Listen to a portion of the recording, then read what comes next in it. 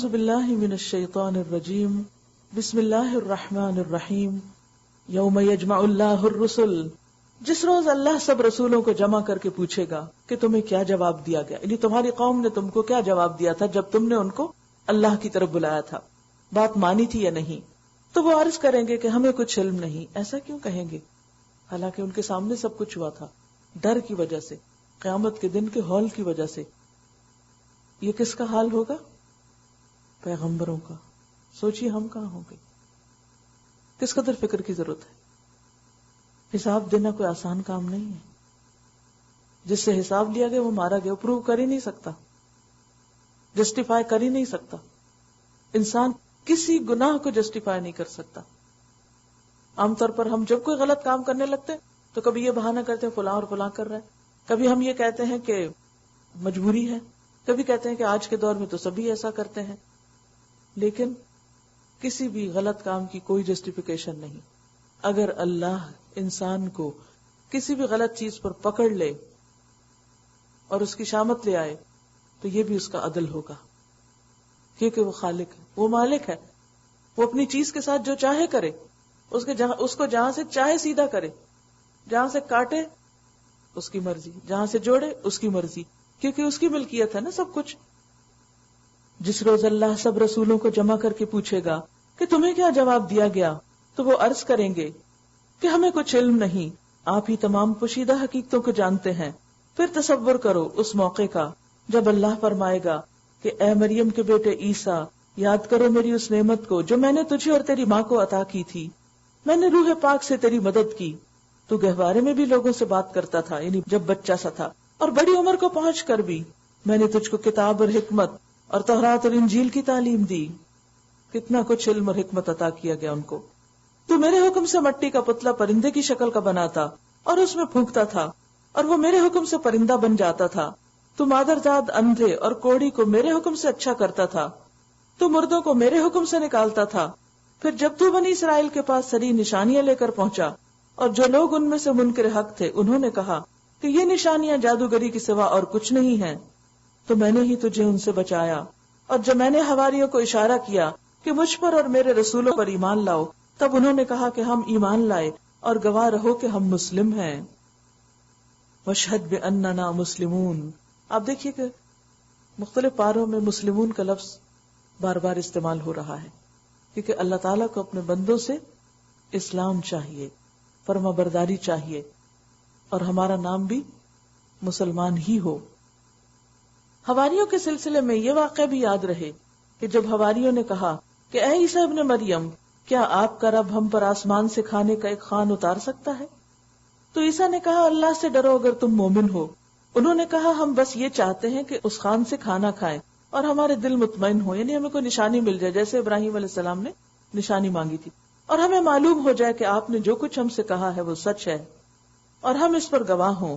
اس پر عیسیٰ ابن مریم نے دعا کی، خدایا ہمارے رب، ہم پر آسمان سے خوان نازل کر جو ہمارے لیے اور ہمارے اگلے پچھلوں کے لیے خوشی کا موقع قرار پائے، اور تیری طرف سے ایک نشانی ہو، ہم کو رزق دے، اور تو بہترین رازق ہے۔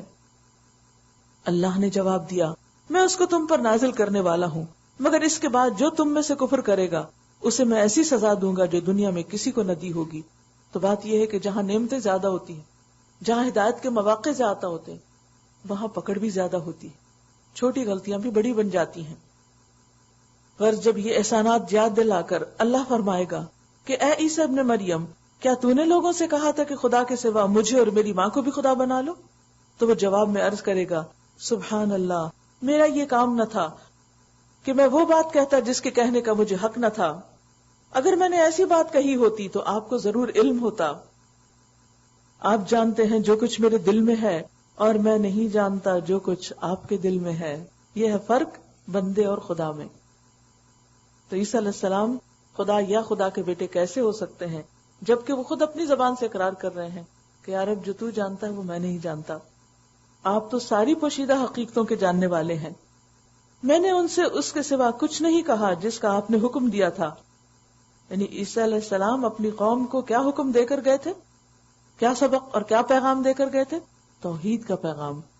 میں نے ان کو کیا کہا تھا، اس کے سوا کچھ نہیں، کہ جس کا آپ نے حکم دیا کہ اللہ کی بندگی کرو جو میرا رب بھی ہے اور تمہارا رب بھی، ان اعبدوا اللہ ربی و ربکم، میں اسی وقت تک ان کا نگران تھا جب تک کہ میں ان کے درمیان تھا، جب آپ نے مجھے واپس بلا لیا، فلما توفیتنی، تو آپ ان پر نگران تھے، اور آپ تو ساری ہی چیزوں پر نگران ہیں، اب اگر آپ انہیں سزا دیں تو وہ آپ کے بندے ہیں، اور اگر معاف کر دیں تو آپ غالب اور دانا ہیں۔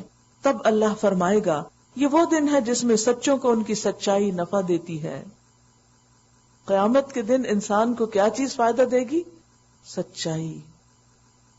دنیا میں انسان اپنے ساتھ بھی جھوٹ بولتا ہے اور دوسروں کے ساتھ بھی۔ خود کے ساتھ کیا جھوٹ بولتا ہے کہ اپنے غلط کاموں کو سچ بتاتا ہے، خود فریبی کا شکار رہتا ہے، اپنی غلط حرکتوں کو جسٹیفائی کرتا ہے، اور کیا سمجھتا ہے؟ وَقَالُوا لَن تَمَسَّنَا النَّارُ إِلَّا أَيَّامًا مَّعْدُودَةً، ہمیں آگ نہیں چھوئے گی سوائے چند دن کے۔ آخرت کے بارے میں، جنت کے بارے میں خود ساختہ خیالات کا قائل ہوتا ہے، اور اسی طرح دوسروں کے ساتھ بھی جھوٹ بولتا ہے، ان کو خوش رکھنے کے لیے انہیں دھوکہ دیتا ہے، حقائق کو الٹ پلٹ کر کے بتاتا ہے۔ بعض اوقات کیا ہوتا ہے، جب کوئی غلط کام ہو جاتا ہے ہم کہتے ہیں اماں کو نہیں بتانا، وہ خفا ہو جائیں گی، شامت آ جائے گی۔ اب اماں کو خوش کرنے کے لیے کیا کرتے ہیں ہم؟ غلط بیانی کرتے ہیں، حقیقت کو چھپا جاتے ہیں۔ لیکن ہوتا کیا ہے اس کا نقصان، کہ بہت سی باتیں چاہے غلط بھی ہو جائیں، وہ اس کو پتہ ہونی چاہیے جو آپ کی اصلاح کر سکے اور آپ کو غلطی سے روک سکے۔ تو عموماً جب بھی کوئی کام خراب ہوتا ہے تو لوگ اس کو کیا کرتے ہیں؟ چھپا جاتے، بتاتے نہیں، شیئر نہیں کرتے۔ پھر یعنی جس سے متعلق وہ ہوتا ہے، جس کو بتانا چاہیے نہیں کہ گناہ کا ڈھنڈورا انسان پیٹنے لگے کہ مجھ سے غلطی ہو گئی ہے، اس کو تو چھپانا ہی چاہیے اور توبہ کرنی چاہیے اور باز آنا چاہیے۔ لیکن عموماً جب کوئی ایسی کیفیت پیدا ہو جائے تو صاحب معاملہ کو وہ بات بتا دینی چاہیے، لیکن انسان کیوں نہیں بتاتا؟ وہ پریشان ہوگا، اس کا دل خفا ہوگا، ایسا ہوگا ویسا ہوگا۔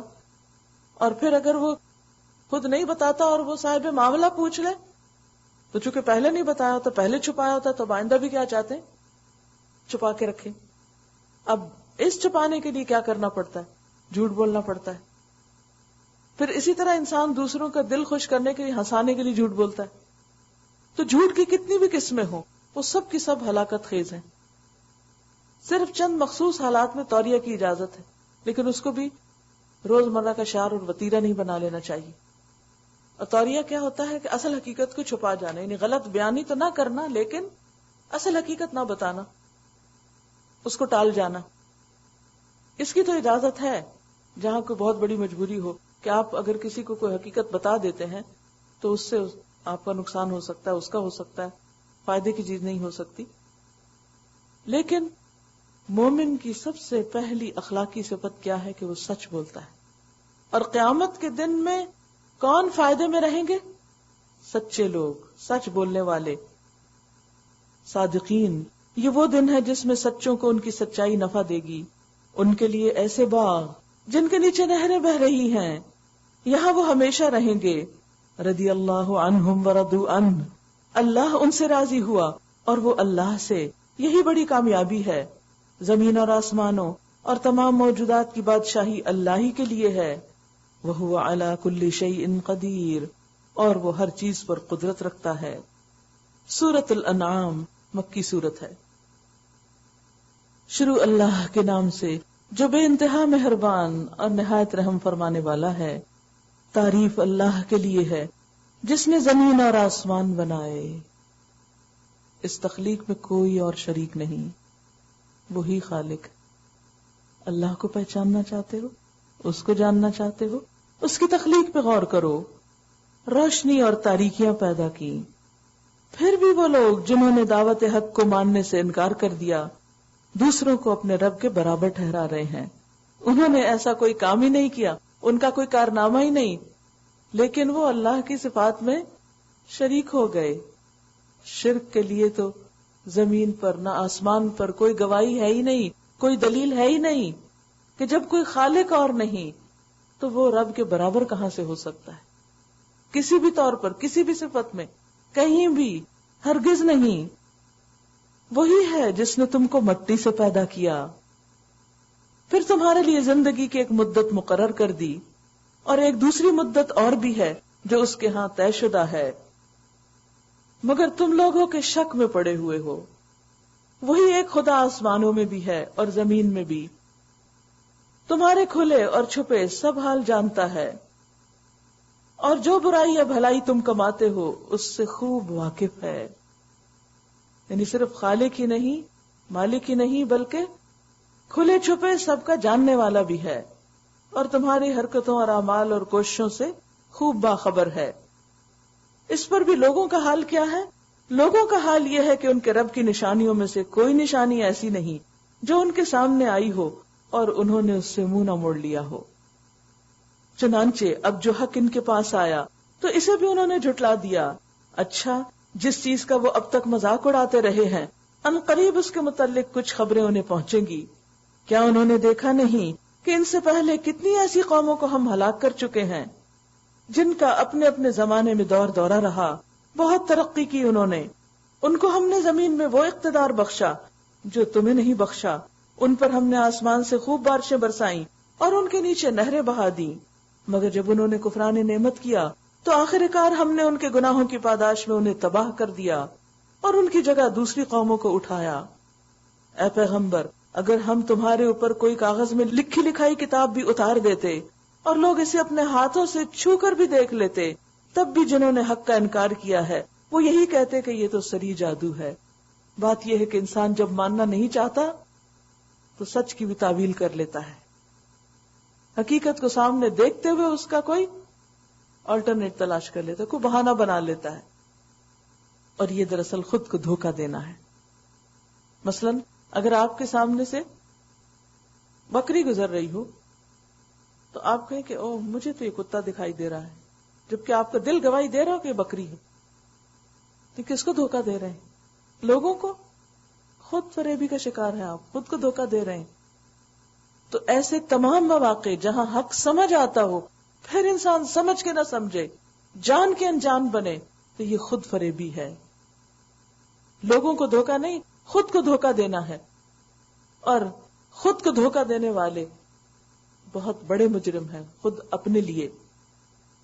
تو اللہ کے معاملے میں بھی جب کوئی شخص اس کی ہدایت کو سن کر، سمجھ کر، دیکھ کر پھر انکار کرتا ہے اور بہانے کرتا ہے اور حجت بازی کرتا ہے اور کہتا ہے کہ اس نبی پر کوئی فرشتہ کیوں نہیں اتارا گیا، ایسی باتیں کرتا ہے، تو وہ دراصل خود کو نقصان دے رہا ہے، اپنا ہی نقصان کر رہا ہے.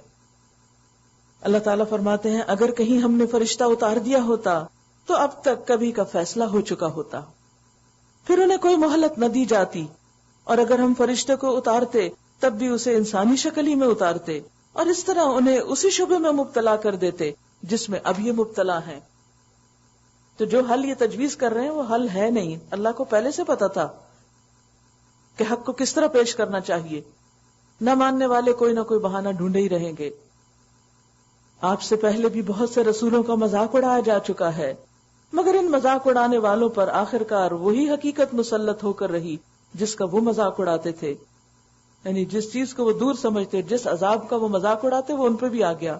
ان سے کہو ذرا زمین میں چل پھر کر دیکھو جھٹلانے والوں کا انجام کیا ہوا. پچھلی قوموں کے حالات پڑھ کے دیکھو، تاریخ کو پڑھو، جغرافیہ کو پڑھو، مگر کس نیت سے، کس نگاہ سے؟ عبرت کی نگاہ سے. اس میں صرف یہ نہ دیکھتے رہو کہ کس علاقے کی زمین کیسی ہے، یہ بھی دیکھو وہاں کون کون بسا تھا اور پھر ان کا انجام کیا ہوا. اور صرف یہیں تک ہی کافی نہیں کہ ان کا انجام کیا ہوا، یہ تو بہت سے لوگ پڑھتے رہتے ہیں، بہت سی ایسی تہذیبوں اور تاریخوں کو مطالعہ کرتے رہتے ہیں، ایسی شخصیتوں کو اجاگر کرتے رہتے ہیں. آئے دن نت نئے آثار قدیمہ سامنے آتے ہیں اور بڑی بڑی ریسرچ سامنے آتی ہیں، لیکن یہیں پر آ کر علم ختم ہو جاتا ہے اور کوئی یہ نہیں بتاتا کہ ان پر یہ سب کچھ کیوں بیتا، کیوں گزرا، ان کا یہ انجام کیوں ہوا، کوئی قوم کیوں تباہ ہوئی. کبھی تو لوگ اس کو آسمانی آفت بتاتے ہیں اور کبھی زمینی اور قدرتی حادثات بتاتے ہیں، نیچرل ڈیزاسٹرز.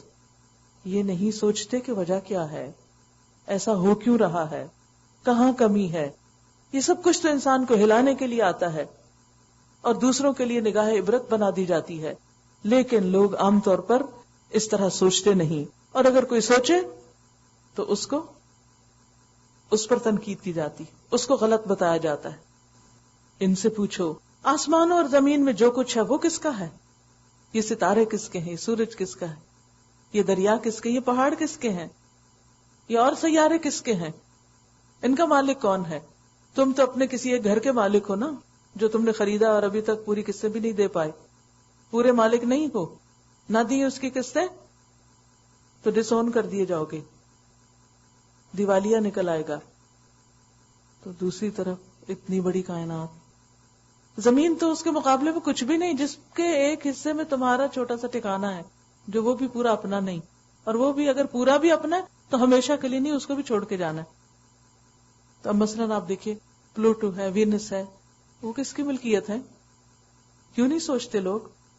زمین کی تو ٹیریٹریز لوگوں نے اپنے اپنے حصے میں کر رکھی ہیں، یہ اس ملک میں آتا ہے، یہ اس میں آتا ہے، یہ اس کی زمین ہے، یہ اس کی سرحد ہے، یہ اس کی باؤنڈریز ہیں، ہر ایک نے حصے بانٹ رکھے، حتیٰ کہ گلیشیئرز بھی بانٹ رکھے ہیں، اور نارتھ اور ساؤتھ پول کو بھی بانٹ رکھا ہے کہ کون سا کس کے حصے کا ہے۔ فلائی زون بھی انہوں نے اپنے اپنے اب مقرر کر لیے۔ تو یہ بتاؤ کہ چاند کے مختلف حصے کس کے ہیں اور مختلف پلانٹ کس کے ہیں، اس پہ کس کا نام لکھا ہوا، کہاں رجسٹری کرا رکھی ہے تم نے؟ ان سب چیزوں کا مالک اللہ ہے۔ یہ سارے سٹارز اور سپر سٹارز اور نووا سٹار اور اس سے آگے کی چیزیں جو تمہیں نظر نہیں آتی، جو بلیک ہول تم سب کو چکرا دیتا ہے، یہ سب کس کا ہے؟ اللہ کا ہے۔ تمہیں سمجھ کیوں نہیں آتا؟ قل اللہ، کہو سب کچھ اللہ ہی کا ہے۔ اس نے رحم و کرم کا شیوا اپنے اوپر لازم کر لیا، اسی لیے وہ نافرمانی اور سرکشیوں پر تمہیں جلدی سے نہیں پکڑ لیتا۔ قیامت کے روز وہ تم سب کو ضرور جمع کرے گا، کہیں نہیں بھاگ سکتے، کہیں نہیں جا سکتے۔ یہ بالکل ایک غیر مشتبہ حقیقت ہے، مگر جن لوگوں نے اپنے آپ کو خود تباہی کے خطرے میں مبتلا کر لیا ہے وہ اسے نہیں مانتے۔ رات کے اندھیرے اور دن کے اجالے میں جو کچھ ٹھہرا ہوا ہے سب اللہ کا ہے۔ یہ رات کے اندھیرے کی بات کیوں ہوئی؟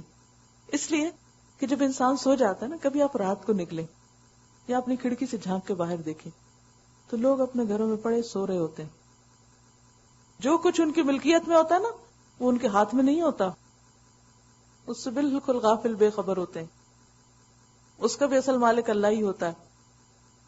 اس وقت کسی نے اپنے پراپرٹی کے کاغذ اور اپنے گھر کی کنجیاں اپنے ہاتھ میں نہیں لے رکھی ہوتی، اگر کوئی لے کے بھی سوئے تو ہاتھ سوتے ہی مٹھی کھل جاتی ہے۔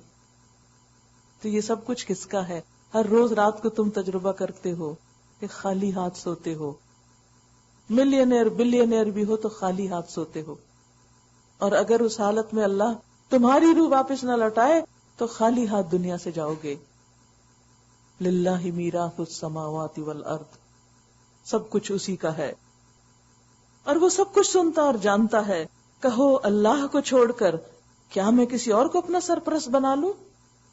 اس خدا کو چھوڑ کر جو زمین و آسمان کا خالق ہے، جو اتنا بڑا ہے اور جو روزی دیتا ہے اور روزی لیتا نہیں ہے۔ اس کے نام پر بھی جو کچھ ہم صدقہ خیرات کرتے ہیں وہ اس کے پاس تھوڑی جاتا ہے۔ لَن يَنَالَ اللَّهَ لُحُومُهَا وَلَا دِمَاؤُهَا، اللہ کو تمہارے قربانی کے جانوروں کے نہ خون پہنچتے ہیں نہ گوشت پہنچتے ہیں، وَلَكِن يَنَالُهُ التَّقْوَى مِنْكُمْ، اس کو تو تمہارا تقوی پہنچتا ہے، وہ تو تمہارے دل دیکھتا ہے۔ یہ قربانیاں اس کے نام پہ کر کے کھا خود ہی لیتے ہو، اس کو تو کچھ فائدہ نہیں، وہ روزی دیتا، اس نے یہ سب کچھ تمہارے لیے پیدا کیا، تم فائدہ اٹھاؤ، اور وہ تم سے بدلے میں کچھ نہیں لیتا۔ اس نے اگر کچھ عبادت کا حکم دیا بھی، نماز کا دیا یا روزے کا دیا یا صدقہ خیرات کرنے کا یا قربانی کا، تو وہ تمہارے اپنے ہی بھلے کے لیے دیا۔ یا ایھا الناس اعبدوا ربکم الذی خلقکم والذین من قبلکم لعلکم تتقون۔ یہ عبادت کا حکم کس لیے؟ تاکہ ہمارے اندر تقوی پیدا ہو، ہمارے دلوں کی اصلاح ہو، ہم سیدھے راستے پہ چلیں، ہم اپنا نقصان نہ کریں، کیونکہ دل ہی تو کنٹرولنگ پاور ہے ہمارے جسم کے لیے، اور اگر دل بگڑا ہوا تو ہر چیز بگڑ جائے گی۔ تو اللہ نے عبادت فرض کر کے ہمارے دل کی اصلاح کا بندوبست کیا تاکہ ہم صحیح انسان بن سکیں اور دنیا میں صحیح طور پر زندہ رہ سکیں اور انسانوں کے ساتھ بھی صحیح معاملہ کریں اور اپنے رب کے بھی حقوق ادا کریں۔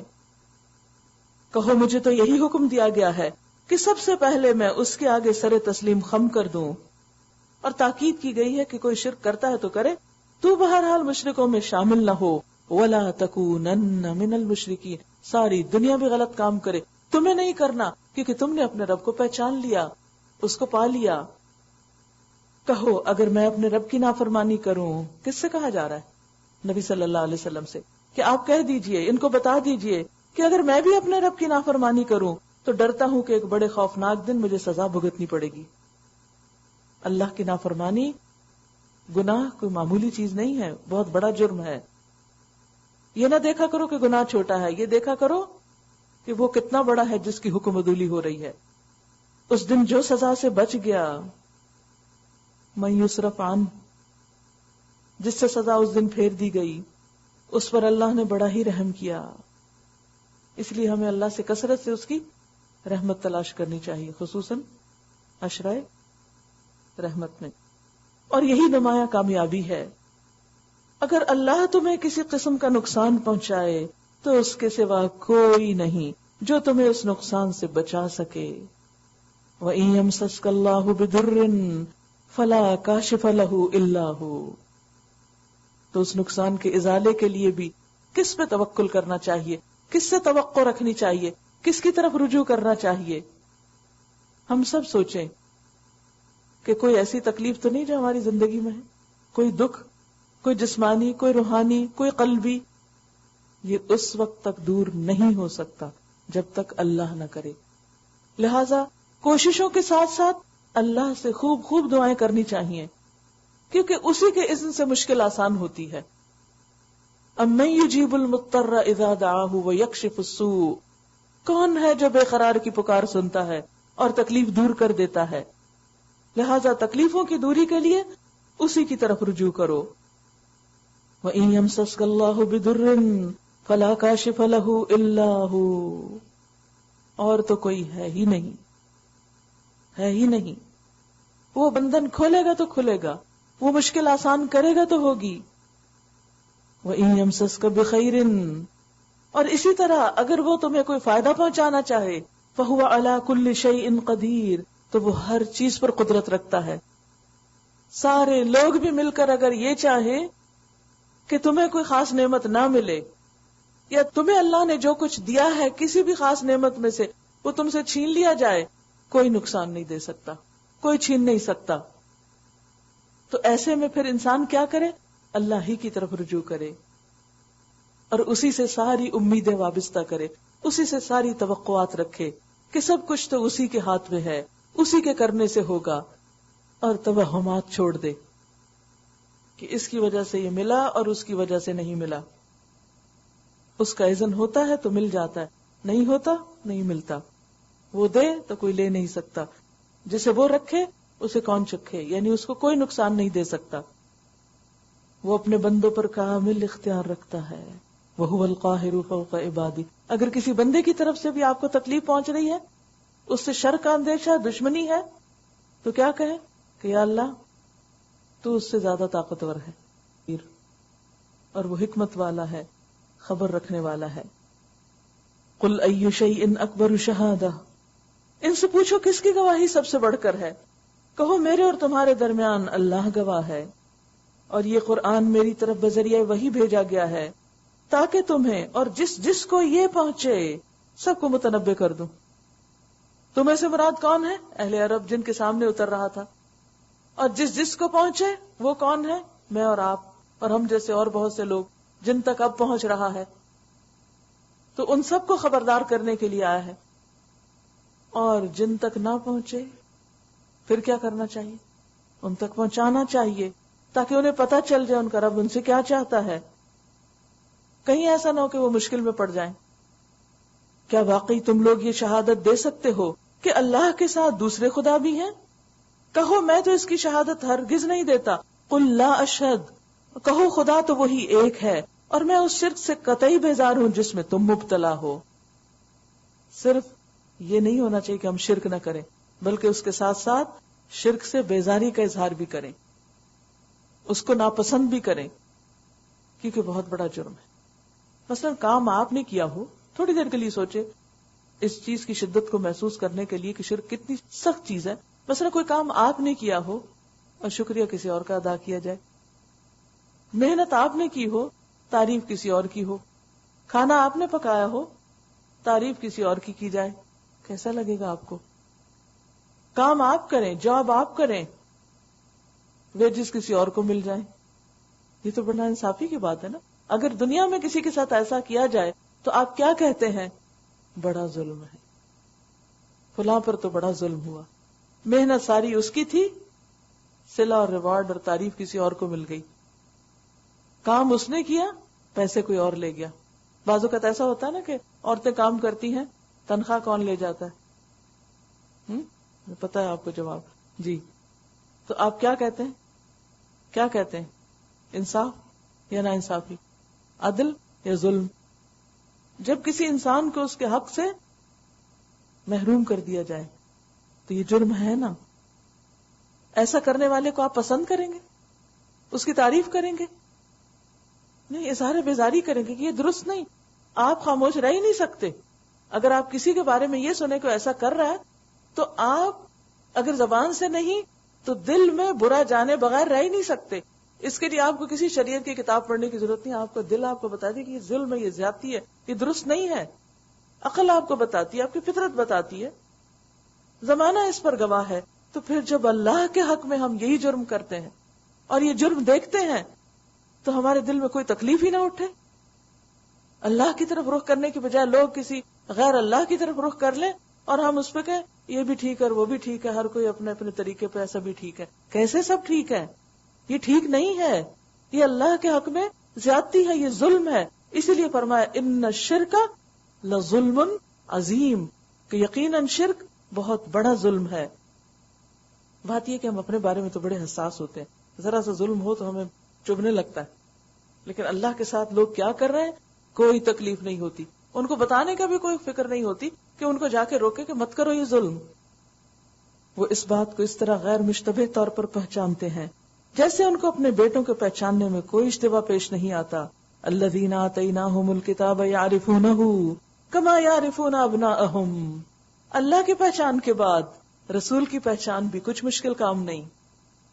اہل کتاب مشرکین مکہ آپ کی صفات اور آپ کی علامات سے آپ کو پہچان رہے تھے، لیکن پھر انکار کر رہے تھے.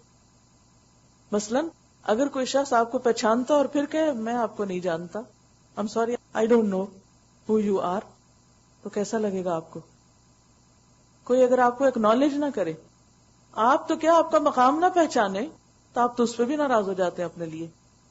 اور دوسری طرف لوگ رسول کو جان کر بھی ان کو نہیں جانتے اور اس پر بھی کوئی تکلیف نہیں ہم کو. آپ دیکھیے کہ یہاں بیٹوں کی تشبیہ کیوں دی گئی؟ کیونکہ بیٹوں میں دلچسپی بہت ہوتی ہے، بیٹوں سے محبت بہت ہوتی ہے، تو جس سے محبت ہوتی ہے اس کی ہر بات پتہ چلتی. آپ دیکھیے کہ یعقوب علیہ السلام کیا کہتے ہیں؟ انی لاجد ریح یوسف، مجھے یوسف کی خوشبو آ رہی ہے. سامنے نہیں ہے، قریب بھی نہیں ہے، سینکڑوں میل دور ہے، خوشبو آ رہی ہے ان کو. پہچان ہے نا، دلچسپی ہے، محبت ہے، سب پتہ چلتا ہے. اللہ کے رسول صلی اللہ علیہ وسلم کے لیے بھی فرمایا ان کو بھی ایسے ہی پہچانتے ہیں جیسے اپنے بیٹوں کو پہچانتے ہیں. اگر یہ ان کو دکھائی نہیں بھی دیتے تو محسوس کر سکتے. اب دیکھیے کہ آج کے دور میں ہمیں نبی صلی اللہ علیہ وسلم دکھائی تو نہیں دیتے، لیکن ان کی تعلیمات، ان کا اخلاق، ان کا کردار، ان کا لایا ہوا دین، ایکسپٹ فار دا نیشن جو خود سے بگڑ گئی، باقی سب چیزوں کو دیکھے تو ہر طرف حجت. ایک ہم ہیں جو آپ کے نام کو بدنام کرنے والے ہیں اپنے طرز عمل کی وجہ سے. ورنہ اگر کتاب کو پڑھ کے دیکھیں جو اللہ کے رسول پر اتاری گئی، آپ کے اخلاق کو، آپ کی تعلیمات کو، آپ کے کردار کو، آپ کی سیرت کو، تو وہ انجان بھی کہہ دے گا کہ میں اس شخصیت کو مانتا ہوں، یہ بہت عظیم ہے. آپ پر ایمان لانا بھی بہت ضروری ہے، اور جس تک آپ کا نام اور پیغام پہنچ جائے اور پھر وہ آپ کو نہ مانے تو اس کا ایمان بھی قابل قبول نہیں. آپ ایک حجت ہے، پہچان ہے، کرائیٹیرین ہے ایمان اور غیر ایمان کے بیچ میں. آپ کے آنے کے بعد دنیا میں کوئی شخص کسی بھی چیز کو ماننے والا، اس کے لیے لازم ہے کہ وہ محمد صلی اللہ علیہ وسلم پر ایمان لائے، تب اس کے سارے کام قبول ہوں گے. اللہ تک پہنچنے کا وہ راستہ ہے. ان کنتم تحبون اللہ فاتبعونی یحببکم اللہ ویغفر لکم ذنوبکم. مگر جنہوں نے اپنے آپ کو خود خسارے میں ڈال دیا وہ اسے نہیں مانتے، اور اس شخص سے بڑھ کر کون ظالم ہوگا جو اللہ پر جھوٹا بہتان لگائے یا اللہ کی نشانیوں کو جھٹلائے. یقیناً ایسے ظالم کبھی فلاح نہیں پا سکتے. جو حق کو جانے پہچانے اور پھر نہ مانے وہ ظالم ہیں. لا یفلح الظالمون، اور ظالم کامیاب نہ ہوں گے. جس روز ہم ان سب کو اکٹھا کریں گے اور مشرکوں سے پوچھیں گے کہ اب وہ تمہارے ٹھہرائے ہوئے شریک کہاں ہیں جن کو تم اپنا خدا سمجھتے تھے خدا کو چھوڑ کر، تو وہ اس کے سوا کوئی فتنہ نہ اٹھا سکیں گے کہ یہ جھوٹا بیان دے کہ اے ہمارے آقا تیری قسم ہم ہرگز مشرک نہ تھے. وہاں جا کے جھوٹ بولیں گے. دیکھو اس وقت یہ کس طرح اپنے اوپر آپ جھوٹ گھڑیں گے، اور وہاں ان کے سارے بناوٹی معبود گم ہو جائیں گے. ان میں سے بعض لوگ ایسے ہیں جو کان لگا کے تمہاری بات سنتے ہیں، مگر حال یہ ہے کہ ہم نے ان کے دلوں پر پردے ڈال رکھے ہیں. ضروری نہیں ہوتا کہ ہر سننے والا سن کر بات کو دل پر لے جائے. اسی وجہ سے بہت سے لوگ اچھی اچھی باتیں سنتے ہیں مگر ان کے عمل نہیں بدلتے، کیونکہ وہ صرف ایک کان سے سنتے ہیں اور دوسرے سے نکال دیتے ہیں. ان کے دلوں پر پردے ڈال رکھے ہیں جن کی وجہ سے وہ اس کو کچھ نہیں سمجھتے، اور ان کے کانوں میں گرانی ڈال دی ہے کہ سب کچھ سننے پر بھی نہیں سن پاتے. وہ خواہ کوئی نشانی دیکھ لیں، کوئی دلیل بھی دیکھیں، اس پر ایمان لا کر ہرگز نہ دیں گے. حد یہ ہے کہ جب وہ تمہارے پاس آ کر تم سے جھگڑتے ہیں تو ان میں سے جن لوگوں نے انکار کا فیصلہ کر لیا ہے وہ سب کچھ سن کے بھی یہی کہتے ہیں کہ یہ ایک داستان پارینہ کے سوا کچھ نہیں، پرانی کہانیاں، پہلوں کی کہانیاں. وہ اس امر حق کو قبول کرنے سے لوگوں کو روکتے ہیں اور خود بھی اس سے دور بھاگتے ہیں. خود بھی رکتے ہیں اور دوسروں کو بھی روکتے ہیں، حالانکہ دراصل وہ خود اپنی تباہی کا سامان کر رہے ہیں اور سمجھتے ہیں کہ شاید اس طرح آپ کو نقصان دیں گے، مگر انہیں اس کا شعور نہیں. کاش تم اس وقت کی حالت دیکھ سکتے جب وہ دوزخ کے کنارے کھڑے کیے جائیں گے. اس وقت وہ کہیں گے کہ کاش کوئی صورت ایسی ہو کہ ہم دنیا میں پھر واپس بھیجے جائیں اور اپنے رب کی نشانیوں کو نہ جھٹلائیں اور ایمان لانے والوں میں شامل ہوں. در حقیقت یہ بات وہ محض اس وجہ سے کہیں گے کہ جس حقیقت پر انہوں نے پردہ ڈال رکھا تھا وہ اس وقت بے نقاب ہو کر ان کے سامنے آ چکی ہوگی. ورنہ اگر انہیں سابق زندگی کی طرف واپس بھیجا جائے تو پھر وہی سب کچھ کریں گے جس سے انہیں منع کیا گیا. اللہ نے ایک فیصلہ کر رکھا ہے کہ دنیا سے جانے کے بعد کوئی واپس نہیں آ سکتا، مرنے کے بعد واپس نہیں آ سکتے عام انسان. وہاں جا کر تو حقیقت نظر آ جائے گی، انسان پچھتائے گا، پھر چاہے گا واپس آ جائے، لیکن اللہ نہیں بھیجیں گے. کیوں نہیں؟ اللہ نے یہ فیصلہ کیوں کیا؟ وہ چاہتا تو ایسا فیصلہ نہ کرتا. اس کی وجہ یہ ہے کہ اللہ تعالیٰ فرماتے ہیں کہ جنہوں نے نہیں نہ کچھ کرنا ہوتا وہ بڑی بڑی نشانیاں دیکھ کے بھی، عبرت کی نگاہیں نہ رکھنے کی وجہ سے بڑی بڑی باتیں دیکھ کے بھی مانتے نہیں ہیں. وہ اپنی روش سے ڈگر سے باز نہیں آتے، وہ پھر بھول جاتے ہیں، پھر وہی کچھ کرنے لگتے ہیں جو وہ کرنا چاہتے ہیں. تو اصل بات یہ نا کہ ہمارے اپنے اندر کی بات ہے کہ ہمیں دلچسپی کس چیز سے ہے، کیا کرنا چاہتے ہیں ہم. اور حقیقت یہ کہ جو ہم کرنا چاہتے ہیں وہ ہم ہر قیمت پہ کر لیتے ہیں، اور جو نہیں کرنا چاہتے اس کے لیے ہمیں کوئی لاکھ سمجھائے ہمیں بات ہی نہیں سمجھ آتی. تو آج جو چیزیں انہیں حق کو قبول کرنے سے روک رہی ہیں، کل اگر واپس بھیجے جائیں تو ان کی وہ پرانی نفسیات پھر بیچ میں آ جائے گی، پھر وہ وہی کچھ کریں گے. اس لیے دوبارہ بھیجنے کا فائدہ نہیں. کتنی بار ایسا ہوتا ہے کہ ہمیں زندگی میں کوئی جھٹکا لگتا ہے، کوئی مصیبت آتی ہے، کوئی تکلیف پہنچتی ہے. یہ سب کس لیے ہوتا ہے؟ اللہ تعالیٰ ہلاوا دے کے، جھٹکا دے کے ہماری آنکھیں کھولنا چاہتے ہیں کہ آنکھوں کے پردے پھاڑو اور دیکھو حقیقت کو، اصل کو، سچائی کو. لیکن ہم تھوڑا سا دیکھتے ہیں پھر بند کر لیتے ہیں، پھر پرانی سو جاتے ہیں. کتنے ہی مرنے والوں کو اپنی آنکھوں کے سامنے دیکھتے ہیں، کتنے جنازے اٹھتے ہوئے دیکھتے ہیں، کتنے گھر برباد ہوتے ہوئے دیکھتے ہیں، کتنے لوگوں کو مصیبتوں کا شکار ہوتے ہوئے دیکھتے ہیں. لیکن ہم کیا کہتے ہیں؟ یہ تو ان کے لیے، ہمارے لیے تھوڑی ہے. سبق نہیں لیتے، وہی کچھ کرتے ہیں جو وہ کر رہے تھے، جس کی وجہ سے وہ برباد ہوئے. آنے والی جنریشن اور نسل وہی کچھ کرنا شروع کر دیتی.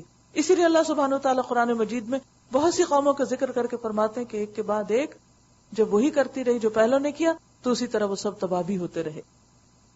وہ تو ہیں ہی جھوٹے، اس لیے اپنے خواہش کے اظہار میں بھی جھوٹ سے ہی کام لیں گے. آج یہ لوگ کہتے ہیں کہ زندگی جو کچھ بھی ہے بس یہی دنیا کی زندگی ہے. کیونکہ اصل مشکل یہ ہے کہ دنیا نے ان کو اپنے اندر اتنا انوالو کر رکھا ہے، اتنے میں انگروس ہو چکے ہیں اس سے باہر نہیں نکل پاتے، اور مرنے کے بعد ہرگز دوبارہ نہ اٹھائے جائیں گے۔ کاش وہ منظر تم دیکھ سکو جب یہ اپنے رب کے سامنے کھڑے کیے جائیں گے۔ اس وقت ان کا رب ان سے پوچھے گا، کیا یہ حقیقت نہیں جس کی تمہیں دنیا میں خبر دی گئی تھی؟ کیا وہ سچ نہیں ہو گیا؟ یہ کہیں گے ہاں ہمارے رب، یہ حقیقت ہے۔ وہ فرمائے گا اچھا، تو اب اپنے انکار حقیقت کی پاداش میں عذاب کا مزہ چکھو۔ قد خسر الذین کذبوا بلقاء اللہ، نقصان میں پڑ گئے وہ لوگ جنہوں نے اللہ سے اپنی ملاقات کی اطلاع کو جھوٹ قرار دیا۔ جب اچانک وہ گھڑی آ جائے گی تو یہی لوگ کہیں گے افسوس، ہم سے اس معاملے میں کیسی کوتاہی ہوئی، اور ان کا حال یہ ہوگا کہ اپنی پیٹھوں پر اپنے گناہوں کا بوجھ لادے ہوئے ہوں گے۔ دیکھو کیسا برا بوجھ ہے جو یہ اٹھا رہے ہیں۔ وَمَا الْحَيَاةُ الدُّنْيَا إِلَّا لَعِبٌ وَلَهْوٌ، یہ ہے دنیا کی حقیقت۔ دنیا کی زندگی تو ایک کھیل و تماشا ہے، روز ایک نیا کھیل دیکھتے ہیں، ایک نیا حادثہ سنتے ہیں، ایک نئی مصیبت کی خبر سنتے ہیں، ایک نئی پریشانی سنتے ہیں۔ اس وقت یوں لگتا ہے کہ جیسے مر ہی جائیں گے، یا کوئی ایکسائٹمنٹ کی چیز دیکھ لیتے تو لگتا ہے کہ بس یہ خوشی تو شاید ہمیشہ کے لیے ہمارے مقدر ہو گئی۔ لیکن کیا ہوتا ہے، وہ حادثے بھی بھول جاتے ہیں ہم، اور وہ خوشیاں بھی بھول جاتے ہیں۔ یہی تو کھیل کی نوعیت ہوتی ہے۔ کھیل میں کیا ہوتا ہے، ساکر کو دیکھیں، ہاکی کو دیکھیں، کسی بھی کھیل میں دیکھیں، جب کھیلا جا رہا ہوتا ہے کیسا ہائپ ہوتا ہے، کتنے لوگ اس کے ساتھ انوالو ہوتے ہیں۔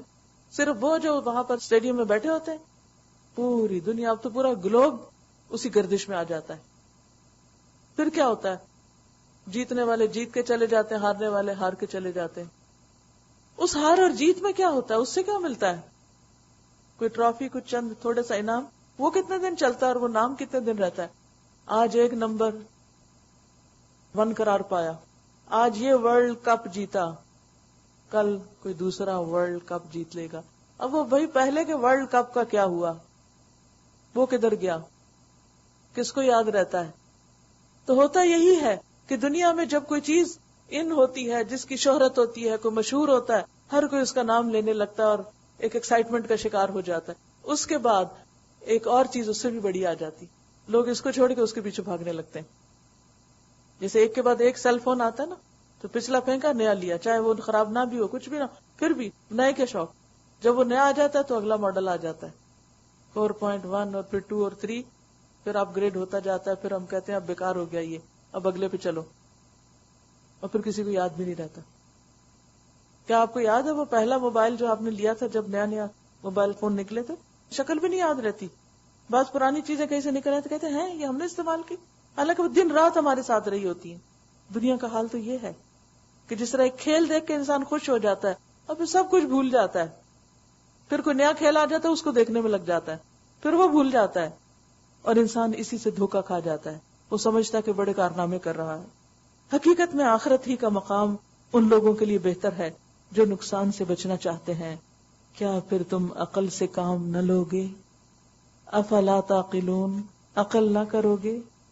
عقل سے کام لو، وہ کرو جو فائدہ مند ہے، وہ کرو جس میں نقصان نہیں، وہ کرو جس میں پائیدار راحت ہے، اور ان چیزوں کو چھوڑ دو جو محض لہو اور لعب ہیں، کھیل اور تماشا ہیں۔ صرف ایکسائٹمنٹ کے لیے نہ جیا کرو، صرف لذت کے لیے نہ جیا کرو، بڑے مقاصد کے لیے جیو۔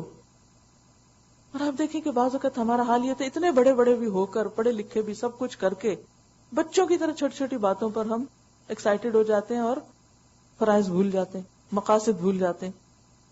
اور بعض اوقات بچوں کی طرح چھوٹی سی بات پہ ناراض ہو کے سب کچھ چھوڑ بیٹھتے ہیں۔ تب اس بچپن سے باہر آنا چاہیے نا، اور عقل سے کام لینا چاہیے۔ افلا تعقلون، اللہ تعالیٰ پوچھ رہے ہیں، کیا کہیں گے؟ نہیں، اب ہم میچور ہو جائیں گے، انشاءاللہ ہم عقل سے کام لیں گے، اور اصل اور پائیدار نفع کی چیز کو ہی زیادہ امپورٹنس دیں گے۔ ورنہ کیا ہوتا ہے، شادی ہے، نماز بھول گئے، بھئی یہ کیا بات ہوئی؟ اس کھیل تماشے کے پیچھے فرض چھوڑ دیا جس کی معافی نہیں چھوڑنے کی۔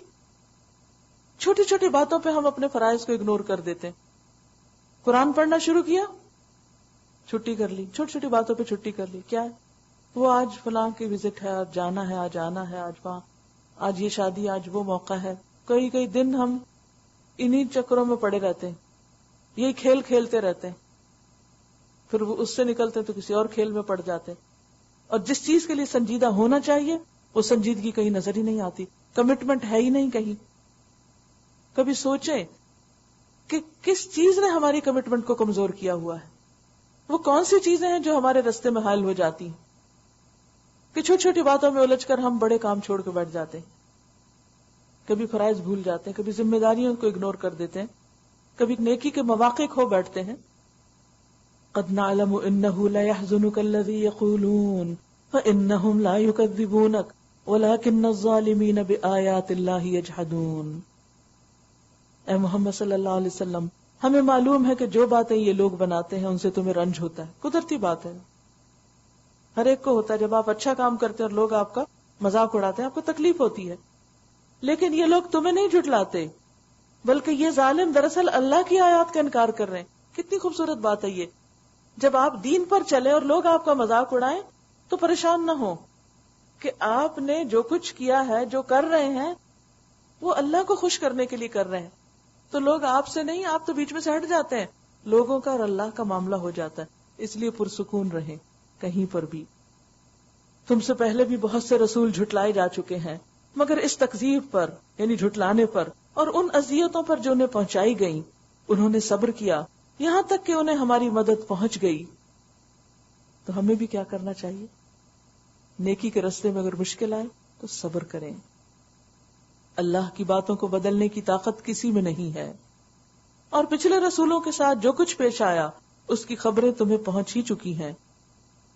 تاہم اگر ان لوگوں کی بے رخی تم سے برداشت نہیں ہوتی تو اگر تم میں کچھ زور ہے تو زمین میں کوئی سرنگ ڈھونڈ لو، کسی ٹنل میں چلے جاؤ یا آسمان میں سیڑھی لگاؤ اور ان کے پاس کوئی نشانی لانے کی کوشش کرو کہ جس سے یہ راضی ہو جائیں. اگر اللہ چاہتا تو ان سب کو ہدایت پہ جمع کر سکتا تھا، معجزے دکھا کے زور زبردستی ان کو مسلمان بنایا جا سکتا تھا. فَلَا تَكُونَنَّ مِنَ الْجَاهِلِينَ، لہذا تم نادان مت بنو، ان کی باتوں میں نہ آؤ، اپنا کام کیے چلے جاؤ.